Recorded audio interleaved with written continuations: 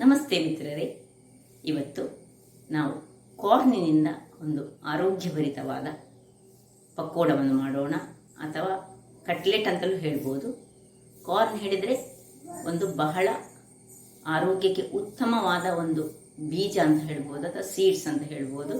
ಮಕ್ಕಳಿಗೆ ಇದನ್ನು ಬೇಯಿಸಿ ಕೊಟ್ಟರೆ ಸಹ ಬಹಳ ಒಳ್ಳೆಯದು.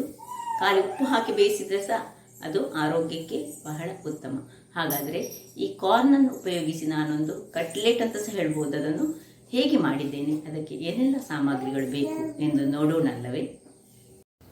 ನಮಸ್ತೆ ಮಿತ್ರರೇ, ಇವತ್ತು ನಾವು ಕಾರ್ನಿನಿಂದ ಕಾರ್ನ್ ಸಿಕ್ಕಿದೆ, ಇದರಿಂದ ಒಂದು ಒಳ್ಳೆ ಪಕೋಡ ಮಾಡುವ.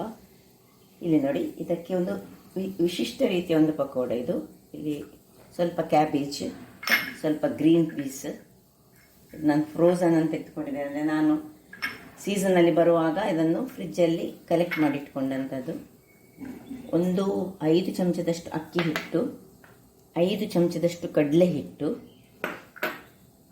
ಇಲ್ಲಿ ನಾನು ಅರ್ಧ ಚಮಚ ಜೀರಿಗೆ ಪೌಡರ್, ಅರ್ಧ ಚಮಚ ಕೊರಿಯಾಂಡರ್ ಪೌಡರ್ ಅಂದರೆ ಕೊತ್ತಂಬರಿ ಪೌಡರ್, ಮತ್ತು ಅರ್ಧ ಚಮಚ ಮೆಣಸಿನ ಹುಡಿ, ಇದನ್ನು ಮಿಕ್ಸ್ ಮಾಡಿಟ್ಕೊಂಡಿದ್ದೇನೆ. ಇದು ಸ್ವಲ್ಪ 1 ಚಮಚದಷ್ಟು ಗರಂ ಮಸಾಲೆ. ನಿಮ್ಮ ಹತ್ರ ಗರಂ ಮಸಾಲೆ ನೀವು ಯೂಸ್ ಮಾಡದಿದ್ದರೆ ಕೆಲವತ್ತು ಚಿಕನ್ ಮಸಾಲೆ ಎಲ್ಲ ಇರ್ತದಲ್ಲ, ಅದನ್ನು ಸಹ ಯೂಸ್ ಮಾಡ್ಬೋದು.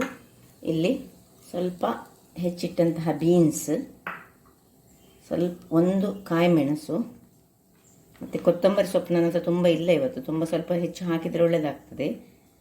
ಸ್ವಲ್ಪ ಬೆಳ್ಳುಳ್ಳಿ, ಒಂದು 5-6 ಎಳೆಗಳಷ್ಟು ಬೆಳ್ಳುಳ್ಳಿ ಬೇಕು. ಒಂದು ಸಣ್ಣ ತುಂಡು ಶುಂಠಿ, 1 ಕಾಯಿ ಮೆಣಸು, 2 ಪೊಟ್ಯಾಟೊ ಬೇಕು. ಇದನ್ನೀಗ ಬೇಯಿಸಬೇಕು. ಈಗ ಪೊಟ್ಯಾಟೊನ ಬೇಯಿಸ್ತೇನೆ. ಮತ್ತು ಈ ಕಾರ್ನನ್ನೀಗ ನಾನೆಲ್ಲ ಸಿಪ್ಪೆ ತೆಗೆದು ಅದನ್ನೆಲ್ಲ ಬಿಡಿಸಿಕೊಂಡು ಮತ್ತೆ ನಿಮಗೆ ತೋರಿಸ್ತೇನೆ. ವೀಕ್ಷಕರೇ, ಇಲ್ಲಿ ನೋಡಿ, ಕಾರ್ನನ್ನು ಸುಲಭವಾಗಿ ಇಡೀಯಾಗಿ ತೆಗೆಯುವುದು ಹೇಗೆ ಹೇಳಿದೆ. ಇಡೀ ಕಾರ್ನನ್ನು 2 ಕಟ್ ಮಾಡಿಕೊಳ್ಬೇಕು. ಕಟ್ ಮಾಡಿಕೊಂಡ ಮೇಲೆ ನೋಡಿ, ಹೀಗೆ ಹೀಗೆ ಹೀಗೆ ಮಾಡಿದ ಕೂಡಲೇ ನೋಡಿ, ಹೀಗೆ ಹೇಗೆ ಚೆನ್ನಾಗಿ ಇಡೀ ಕಾರ್ನ್ಗಳು ಬರ್ತದೆ. ಈಗ ಎಲ್ಲವನ್ನು ನಾನು ತೆಗೆದು ನಿಮಗೆ ತೋರಿಸ್ಕೊಡ್ತೇನೆ. ನೋಡಿ, ಎಲ್ಲ ಕಾರ್ನ್ ತೆಗೆದುಕೊಂಡು ಆಯಿತು. ಈಗ ಈ ಕಾರ್ನಲ್ಲಿ ನಾನು ಒಂದು ಮುಷ್ಟಿಯಷ್ಟು ಕಾರ್ನನ್ನು ನಾನು ಇಲ್ಲಿ ಬೇರೆ ತೆಗೆದಿಟ್ಟುಕೊಳ್ತೇನೆ ಎಲ್ಲ.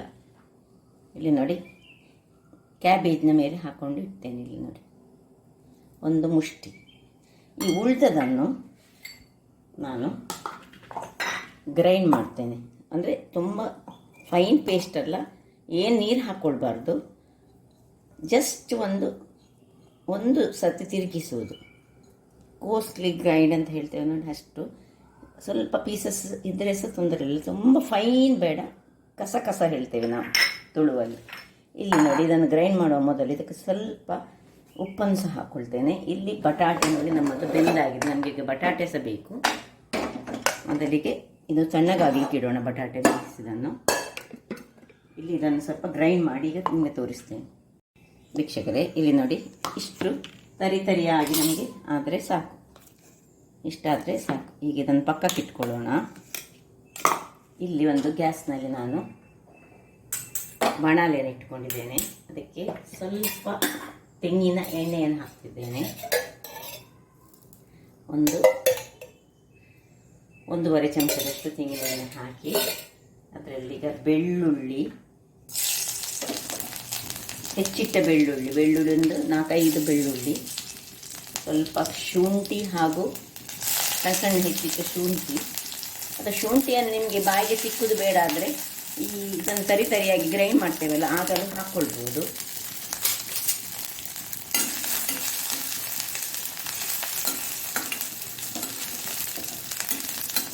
ಸ್ವಲ್ಪ ಇದು ಬಾಡುವಾಗ ಎಣ್ಣೆಯಲ್ಲಿ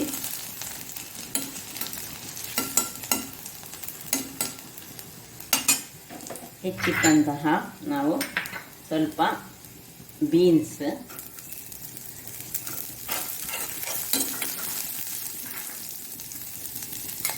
ಬಟಾಣಿ ಬೀಜಗಳು, ಗ್ರೀನ್ ಪೀಸು, ಇಲ್ಲಿ ನೀವು ಕ್ಯಾಬೇಜ್ ಸಹ ಹಾಕ್ಕೊಳ್ಬೋದು, ಅಥವಾ ಕ್ಯಾಪ್ಸಿಕಮ್ ಅಂತ ಸಣ್ಣದು ಮಾಡಿ ಹಾಕ್ಕೊಳ್ಬೋದು. ಇದು ಸ್ವಲ್ಪ ಬಾಡುವಾಗ ಈ ನೋಡಿ, ಇಡೀ ಇಟ್ಟುಕೊಂಡಿದ್ದೇವಲ್ಲ ಕಾರ್ನ್ ಪ್ಲಸ್ ಕ್ಯಾಬೇಜಿ, ಇದನ್ನೆಲ್ಲ ಸ್ವಲ್ಪ ಸ್ವಲ್ಪ ಹಾಕೊಳ್ಳೋಣ. ಎಲ್ಲ ಸ್ವಲ್ಪ ಪಾರ್ಶಿಯಲಿ ಬಾಯ್ಲ್ ಆಗಬೇಕು. ಇದರಲ್ಲೇ ಅಂದರೆ ಬೇಯಬೇಕು. ನಿಮ್ಗೆ ಎಷ್ಟು ಬೇಕು ಅಷ್ಟುಗಳನ್ನು ಹಾಕೊಂಡ್ರೆ ಆಯಿತು. ನೀವು ಎಷ್ಟು ಮಾಡ್ತೀರಿ ಅದರ ಪ್ರಕಾರ ಹಾಕ್ಕೊಳ್ಬೇಕು.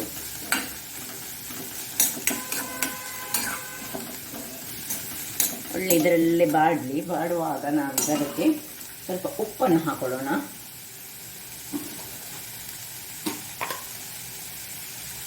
ರುಚಿಗೆ ತಕ್ಕಷ್ಟು ಉಪ್ಪು.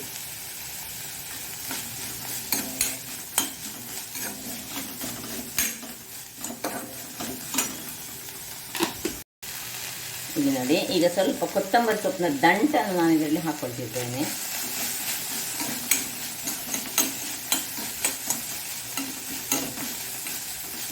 ಇನ್ನು ಈ ಗ್ರೈಂಡ್ ಮಾಡಿದಂತಹ ನೋಡಿ ಇದನ್ನು ಇದರಲ್ಲಿ ಹಾಕೊಳ್ಳೋಣ.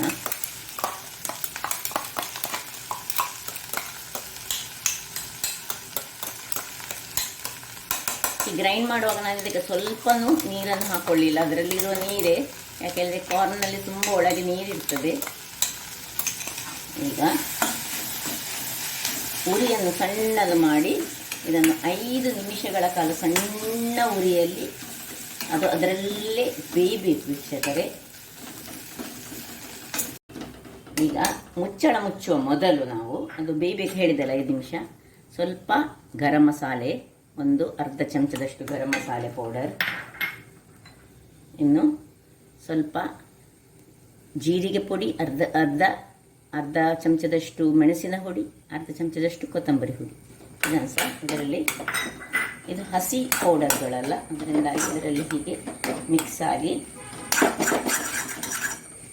ಕರಟಬಾರ್ದು. ಅದರಿಂದ ಸಣ್ಣ ಉರಿಯಲ್ಲಿ ಇದನ್ನು 5 ನಿಮಿಷಗಳ ಕಾಲ ನಾವು ಬೇಯಿಸಿಕೊಳ್ಳೋಣ.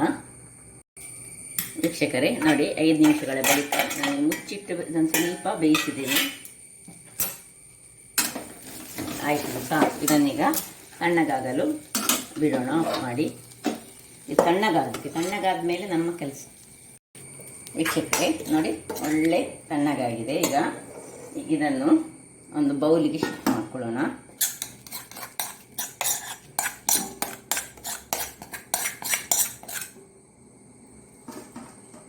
ಇನ್ನು ಇಲ್ಲೀಗ ಮ್ಯಾಶ್ ಮಾಡಿದ ಪೊಟೇಟೊ ಇದಕ್ಕೆ ನಾನು ಮಿಕ್ಸ್ ಮಾಡಿದ್ದೇನೆ ವೀಕ್ಷಕರೇ.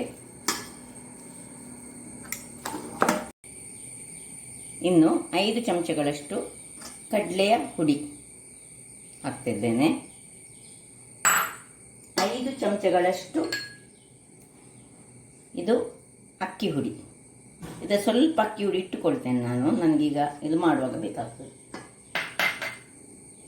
ಎಲ್ಲವನ್ನೀಗ ಮಿಕ್ಸ್ ಮಾಡಿಕೊಳ್ಳೋಣ. ಒಳ್ಳೆ ಮಿಕ್ಸ್ ಮಾಡೋಣ.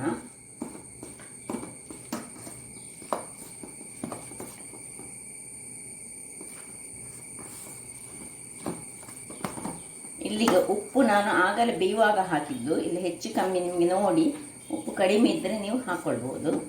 ನೋಡಿ, ಒಂದೊಂದು ಕಾರ್ನ್ ನಾವು ಮತ್ತೆ ಹಾಕಿದ್ದು ಇದು ಹಾಗೇ ಇರ್ತದೆ. ಸುರಿಗೆ ಸ್ವಲ್ಪ ಕಾರ್ನ ನಾನು ತೆಗೆದಿಟ್ಟು ಹಾಕಿದ್ದೇನಲ್ಲ, ಅದು ಒಳ್ಳೆ ಆಗ್ತದೆ. ಮತ್ತು ಬಾಯಲ್ಲಿ ಸಿಕ್ಕುವಾಗ ಒಳ್ಳೆ ಆಗ್ತದೆ. ಅದರಿಂದಾಗಿ ಹಾಗೆ ಮಾಡೋದು. ಸ್ವಲ್ಪ ಕಾರ್ನನ್ನು ಗ್ರೈಂಡ್ ಮಾಡೋದು, ಉಳಿದದ್ದು ಸ್ವಲ್ಪ ಹಾಗೆ ಇಟ್ಟುಕೊಳ್ಳೋದು. ಈಗ ಇಲ್ಲಿ ಇದೆಲ್ಲ ಒಳ್ಳೆ ಮಿಕ್ಸ್ ಆದ ಮೇಲೆ ನೋಡಿ, ಒಳ್ಳೆ ಬೈಂಡಿಂಗ್ ಬಂತು. ಪೊಟೇಟೊ ಹಾಕಿದ ಕೂಡಲೇ ಮತ್ತು ಈ ನಮ್ಮ ಕಡಲೆ ಹುಡಿ ಒಳ್ಳೆ ಬೈಂಡಿಂಗ್ ಕೊಡ್ತದೆ. ಈಗ ನಾವೇನು ಮಾಡಬೇಕು ಹೇಳಿದರೆ, ಒಂದೊಂದಾಗಿ ಇದಕ್ಕೆ ಸ್ವಲ್ಪ ಕೊತ್ತಂಬರಿ ಸೊಪ್ಪು ನನ್ನ ಹತ್ರ ಸ್ವಲ್ಪ ಇರೋದು, ಅದರಿಂದಾಗಿ ನಾನು ಸ್ವಲ್ಪವೇ ಹಾಕ್ಕೊಳ್ತಿದ್ದೇನೆ. ನೋಡಿ, ಸ್ವಲ್ಪ ಕೊತ್ತಂಬರಿ ಸೊಪ್ಪು ಕೊನೆಗೆ ಹಾಕ್ಕೊಂಡು ಈಗ ಇಲ್ಲೊಂದು ಎಲೆಯನ್ನು ಇಟ್ಕೊಳ್ತೇನೆ. ಅದರಲ್ಲಿ ನಾನು ಒಂದು ಯಾವ ಶೇಪ್ ನಿಮಗೆ ಬೇಕು ಆ ಶೇಪಲ್ಲಿ ನೀವು ಮಾಡಿಕೊಳ್ಬೋದು. ರೌಂಡ್ ಶೇಪ್ ಆದರೆ ರೌಂಡ್ ಶೇಪ್ ಒಳ್ಳೆ ಮಿಕ್ಸ್ ಆಗಬೇಕಲ್ಲ. ಇದೊಂದು ನಮ್ಮನೆ ಪಕೋಡ ಅಂತ ಸಹ ಹೇಳ್ಬೋದು,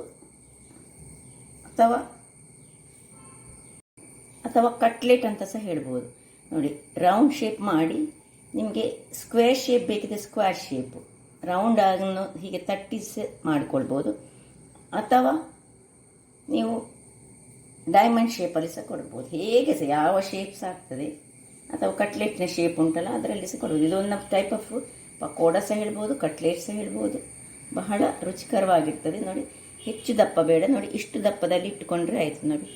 ಇದರದ್ದು ನೋಡಿ ಒಂದೊಂದಾಗಿ ನಾನು ಮಾಡಿ ಇಟ್ಟುಕೊಳ್ತೇನೆ. ಈಗ ವೀಕ್ಷಕರೇ ನೋಡಿ ಎಲ್ಲ ರೆಡಿ ಮಾಡಿ ಇಟ್ಟುಕೊಂಡಿದ್ದೇನೆ. ಈಗ ಇದಕ್ಕೆ ನಾನು ನೋಡಿ ಸ್ವಲ್ಪ ರವೆ, ಸಪೂರ ರವೆ ಮತ್ತು ಸ್ವಲ್ಪ ಅಕ್ಕಿಯ ಪುಡಿಯನ್ನು ಸ್ವಲ್ಪ ಮಿಕ್ಸ್ ಮಾಡಿಕೊಳ್ತೇನೆ ನಾನು.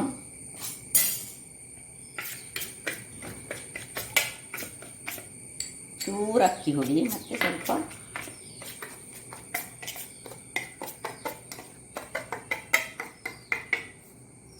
ಈಗ ಇಲ್ಲಿ ನೋಡಿ ಗ್ಯಾಸಲ್ಲಿ ಒಂದು ತವ ಇಟ್ಟುಕೊಂಡಿದ್ದೇನೆ. ನೀವು ದೊಡ್ಡ ತವ ಸಹ ಇಟ್ಕೊಳ್ಬೋದು, ಒಮ್ಮೆಗೆ ತುಂಬ ಸಹ ಮಾಡ್ಬೋದು. ಇದು ಶಾಲೋ ಫ್ರೈ ಮಾಡ್ತಾ ಇದ್ದೇನೆ ನಾನು.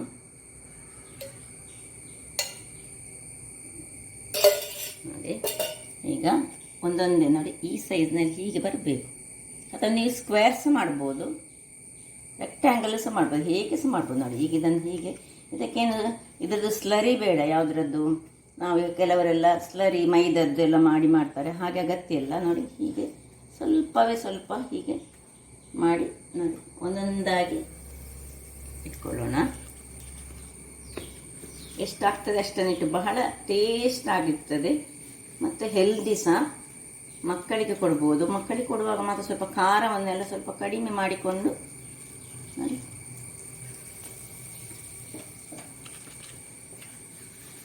ಅದರಲ್ಲಿ ಎಷ್ಟು ಒಂದು 4 ಆಗ್ತದೇನೆ ಇಡ್ಲಿಕ್ಕೆ, ಅಷ್ಟನ್ನು ಇಟ್ಕೊಳ್ತೇನೆ ನಾನು. ತುಂಬ ದಪ್ಪ ಸಹ ಮಾಡಬೇಡಿ, ಹದಾದಲ್ಲಿ ಕಟ್ಲೆಟ್ನ ಶೇಪ್ ಕೊಟ್ಟರೆ ಮತ್ತೆ ಸಹ ಮಕ್ಕಳಿಗೆ ತುಂಬ ಖುಷಿ ಆಗ್ತದೆ ನೋಡಿ.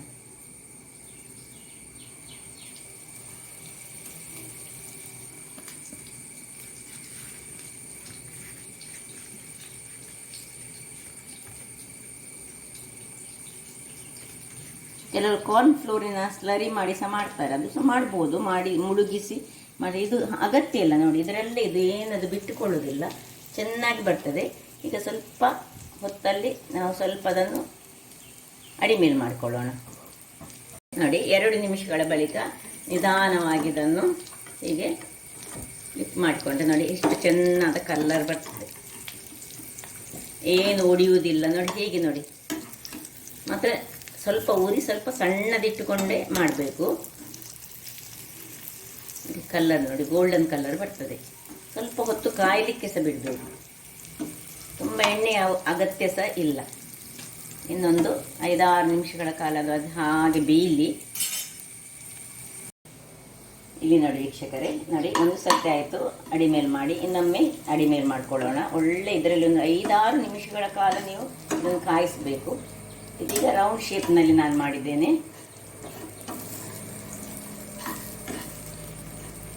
ಈಗ ಇಲ್ಲಿ ನೋಡಿ ನಾನು ಇದನ್ನು ಸ್ಕ್ವೇರ್ ಶೇಪಿಗೆ ಈಗ ಕೊಟ್ಟೆ ನೋಡಿ. ಅಲ್ಲಿಗೆ ಅದನ್ನೇ ಈಗ ಸ್ಕ್ವೇರ್ ಶೇಪಲ್ಲಿ ಕೊಟ್ಟು ಒಂದೊಂದನ್ನು ಹೀಗೆ ಮುಳುಗಿಸಿಕೊಂಡಿಟ್ಟು ನೋಡಿ. ಏನಿಲ್ಲ, ಇದನ್ನು ಹೀಗೆ ಹೀಗೆ ಹೀಗೆ ಮಾಡಿದರೆ ಆಯಿತು, ಪ್ಯಾಕ್ ಮಾಡಿಕೊಂಡ್ರೆ ಆಯಿತು ನೋಡಿ. ಹೀಗೆ ಇಟ್ಕೊಂಡಿದ್ದೇನೆ. ಇದನ್ನು ಸಹ ಹಾಗೆ ನೋಡಿ. ಇದಕ್ಕೆ ಏನು ನಮ್ಮದು ನೋಡಿ, ಕೆಲವರಿಗೆ ನಾವೆಲ್ಲ ಬ್ರೆಡ್ ಹೆಚ್ಚಾಗಿ ಮನೆಯಲ್ಲಿ ತಿನ್ನುವುದಿಲ್ಲ. ಬ್ರೆಡ್ ಕ್ರಮ್ಸ್ ಎಲ್ಲ ಮಾಡಲಿಕ್ಕೆ ನಮ್ಮ ಹತ್ರ ಅದಕ್ಕೋಸ್ಕರ ನಾವು ಬ್ರೆಡ್ ತರುವುದಿಲ್ಲ. ಅದಕ್ಕಾಗಿ ಸಜ್ಜಿಗೆ ಹೇಗೂ ಮನೆಯಲ್ಲಿ ಇರ್ತದೆ, ಹಾಗಾಗಿ ಸುಲಭ ರೀತಿಯಿಂದ ಇದನ್ನು ಮಾಡ್ಬೋದು. ಹೆಚ್ಚು ನಮ್ಮಲ್ಲಿರುವ ವಸ್ತುಗಳನ್ನೇ ಯೂಸ್ ಮಾಡಿ, ಒಂದು ಕಾರ್ನ್ ಇದ್ದರೆ ಸಾಕು. ಈಗ ನೋಡಿ ಇದು ಆಯಿತು. ಈಗ ಇದನ್ನು ತೆಗೆಯೋಣ ನೋಡಿ. ಕಲರ್ ಇಷ್ಟು ಬಂದರೆ ಆಯಿತು ನೋಡಿ, ಹೀಗೆ ಬಂದರೆ ಆಯಿತು. ಈಗ ಒಂದೊಂದಾಗಿ ಇದನ್ನು ನಾವು ತೆಗೆದುಕೊಳ್ಳೋಣ.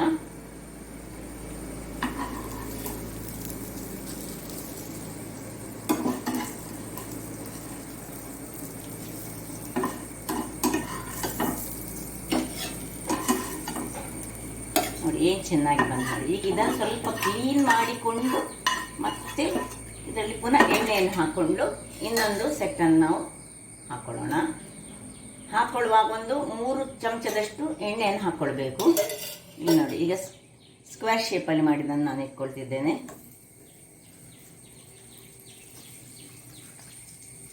ಯಾವ ಶೇಪ್ ನಮಗೆ, ಯಾವ ಡೈಮಂಡ್ ಶೇಪ್ ಬೇಕಿದ್ರೆ ಡೈಮಂಡ್ ಶೇಪಲ್ಲಿ ಸಹ ಮಾಡ್ಬೋದು.